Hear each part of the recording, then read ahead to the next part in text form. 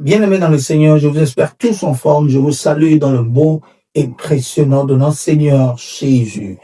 Le croyant en Christ, notre nouveau thème. Nous sommes aujourd'hui dans Deutéronome le chapitre 6, le verset 23. Et il nous a fait sortir de là pour nous amener dans le pays qu'il avait juré à nos pères de nous donner. Deuxième passage, Acte le chapitre 26, le verset 17 et 18. On nous dit là: je t'ai choisi du milieu de ce peuple et du milieu des païens vers qui je t'envoie, afin que tu leur ouvres les yeux pour qu'ils passent des ténèbres à la lumière, de la puissance de Satan à Dieu, et pour qu'ils reçoivent par la foi en moi le pardon des péchés et l'héritage avec les sanctifiés. Nous voyons là deux passages, l'un dans l'Ancien Testament, l'autre dans le Nouveau, et ces deux passages-là font allusion à un même événement, celui de passer d'un lieu à un autre. C'est-à-dire que dans le premier passage, on fait comprendre que lorsque les enfants d'Israël ont reçu la grâce d'être soutenus par Dieu, ce qui leur est arrivé, c'est que Dieu leur a promis une terre et il les a pris d'Égypte vers cette terre-là qu'il leur a promis. Donc, on nous fait comprendre aussi dans le Nouveau que lorsque Paul a été choisi, la mission qui lui était assignée, c'est d'ouvrir les yeux des païens pour qu'ils passent des ténèbres à la lumière, de la puissance de Satan à Dieu. Voilà, vous comprenez par là que on passe d'un lieu à un autre. Et ça, c'est fondamental pour la vie chrétienne. L'Église ou les Israélites dans leur parcours dans le désert jusqu'à la terre promise, nous comprenons que c'est l'image de l'Église. L'Ancien Testament est l'ombre du Nouveau. Et certains l'appelleront, décriront l'Ancien Testament comme étant le Nouveau caché, et le Nouveau est l'Ancien révélé. Voilà, ça veut dire que dans l'Ancien, on a le Nouveau qui est là, mais de manière cachée, et dans le Nouveau, on a l'Ancien qui est maintenant ouvert, et on peut maintenant, on l'a de manière révélée. Donc, nous comprenons que cette analogie-là qu'on peut faire entre l'ancien, entre ce qui s'est passé avec les enfants d'Israël et ce qui se passe lorsqu'on reçoit Christ, c'est que lorsqu'on reçoit Christ, on quitte Égypte et on atterrit sur la terre promise. Et l'Égypte ici est symbolisée par le monde. On quitte le monde qui est aussi symbolisé ici par les ténèbres, la puissance de Satan. Ça veut dire que quelqu'un qui ne connaît pas Christ est totalement dominé par la puissance de Satan. Quelqu'un qui ne reconnaît pas Christ, qui n'a pas donné sa vie à Jésus, est totalement dans les ténèbres. C'est ce que les Écritures disent.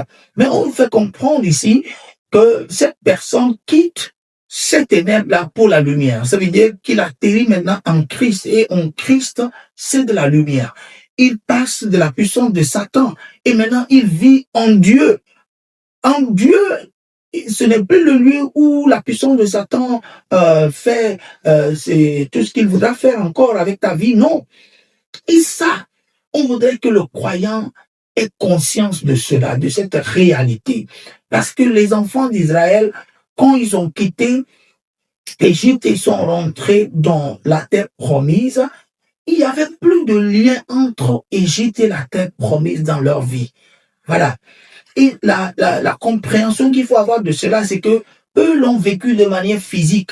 Nous le vivons de manière spirituelle. C'est toute la différence. Et vous comprenez, vous êtes d'accord avec moi que dans le Nouveau Testament, Dieu est décrit comme étant esprit, et que ceux qui veulent l'adorer, ils ont à l'adorer en esprit et en vérité.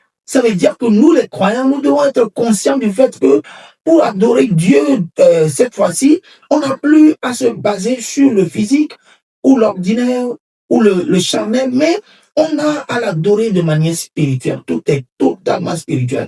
Alors là, lorsque je suis conscient de cette nouvelle donne, du fait que maintenant je ne suis plus dans les ténèbres, mais je suis dans la lumière. Je ne suis plus sous la puissance de Satan, mais sous la puissance de Dieu, en Dieu. Cela m'amène à vivre selon cette nouvelle réalité. Je l'admets comme étant ainsi. Je ne me base plus sur ce que je vois ou ce que je sens, mais je me base sur les nouvelles réalités dans lesquelles on m'a amené. C'est ça la vie par la foi. Et c'est à cela que nous sommes appelés, parce que quelqu'un me dira, pourquoi est-ce que c'est ce qui est dit, si c'est vraiment cela, pourquoi est-ce que je vois encore l'œuvre des ténèbres, pourquoi est-ce que je constate? Non, c'est très simple. C'est ça le combat de la foi auquel on est appelé. C'est pour cela qu'on dit résister au diable, il fuira. Ça veut dire que tu es bien sûr dans la nouvelle terre qui est Christ dans lequel tu vis, mais d'autre côté, Satan essaiera de te faire comprendre que non, c'est faux cette histoire. Tu n'es nulle part, tu es toujours en Égypte. Et c'est à toi de faire ce combat de la foi en lui faisant comprendre que non, non, non, non, non. Je crois en la parole de Dieu et cette parole me dit que je ne vis plus là-bas, mais que je vis dorénavant dans la nouvelle donne qui est Christ, en qui il n'y a que lumière et il n'y a que puissance de Dieu. Je ne vis plus dans les deux mondes, mais je vis dans un nouveau monde. Ce nouveau monde, c'est Christ. Et ça, c'est à cela que tu es appelé à grandir, à vivre dans cette réalité-là au jour le jour, et tu constateras que ce qui se faisait voir disparaîtra à petits coups jusqu'à ce que lorsque tu tourneras les yeux, tu ne verras plus cette ancienne réalité que tu constatais autour de toi. Et c'est juste comme, vous voyez, il y a plein de choses qui s'est passées dans l'Ancien Testament et qui est l'image du nouveau. Hein. Vous voyez quand Moïse était allé auprès de Pharaon pour lui dire de libérer les enfants d'Israël. La Bible dit que quand il a déposé, le seul bâton qu'il avait, c'est devenu serpent. Mais eux, ils ont multiplié plein de serpents autour de ce seul serpent. Mais la Bible nous a fait comprendre que ce seul serpent, il était seul au début. Mais à la fin des comptes, il a avalé tous les autres serpents. Et c'est ça. Et ça décrit un peu la réalité de la vie chrétienne. Cela veut dire la parole de Dieu, qui est la nouvelle réalité dans laquelle tu vis par rapport à où on t'a placé, qui est Christ. Tu t'accroches à cette nouvelle réalité. Ça se comportera comme le bâton de Moïse. Il y aura plein d'autres réalités autour qui constituent ton passé.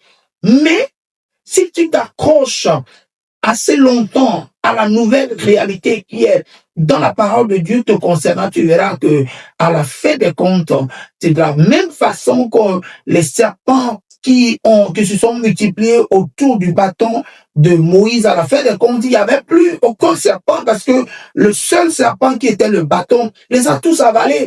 C'est comme cela que la parole de Dieu ancrée en Christ, basée sur la réalité dans laquelle tu vis maintenant en Christ, cette parole, elle est capable d'avaler toutes les autres réalités qui sont là dans ton passé, qui essaient de couvrir ta vie dorénavant en Christ. C'est comme cela que la parole de Dieu est capable de les avaler une en une jusqu'à ce que tu ne le retrouves plus autour de toi. Et c'est ça, ce à quoi tu es appelé. Je prie pour toi, pour que tu aies cette capacité-là de grandir dans cette nouvelle réalité dans laquelle tu es mise, qui est Christ, et qu'au jour le jour, cette nouvelle réalité prenne le dessus sur toute autre réalité dans ta vie. Au nom de Jésus. Amen.